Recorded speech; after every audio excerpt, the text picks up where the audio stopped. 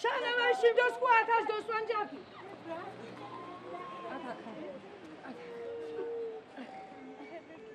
Sische აპანაკება იყო ისედაც მე არა ვარ ჯანმრთელი ადამიანი და დავკარგე ხდება ერთად ხიას სისვე და ეკლესიებში ვათენით სადაც საისები ჟურნალისტები და დიდი პატივცემა და ყურადღება მოგაქცია ჟურნალისტებმა ერთადერთი იყო კახანიქაია რომელიც გვერდში გვედგა თუ დაუჩით ახლა ცოცხალი გადაგვარჩინა იმ კაცმა აი მე-13 არაა იმაში ვარ ტაქსიაში ხით მივდივართ ერთი ხელისუფლებისგან ერთი სიტყვა ერთი იმედი უკვე არა გაქვს ჩვენ უკვე მკვდარი ვარ ჯანმრთელობა მაინც არ გქონდა უკვე ნახევარი ისიც დავუკარგე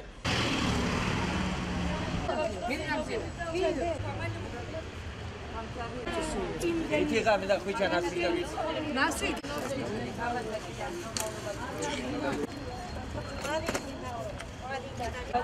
იბირი დეშაჭკუმე ოკაშოხო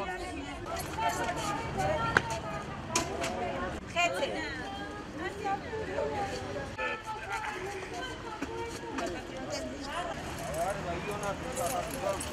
გარე ვაჭრობა არ იქნება დაშვებული მაქსიმალურად კარგი პირობები შეექმნება შიგნით მოვაჭრეებს როცა შევლენ ესე მიმდინარე წლის ბოლომდე ესე იგი 2013 წლის 1 იანვრამდე ბაზრის იმას არ გადაახტოვებია.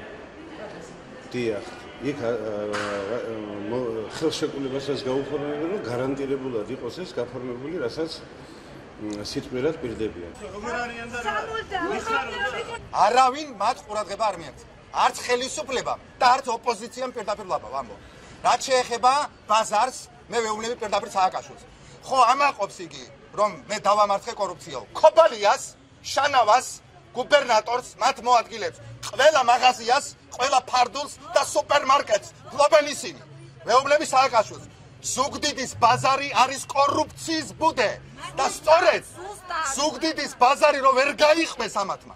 ერთმანეთის ინტერესები რომ დაეჯახა, ამათი ინტერესების დაჯახებას შეეწირა აი ამ ხალხის ჯანმრთელობაც და შესაძლებელი იყო და იყოს შესწირო და სიცოცხლე.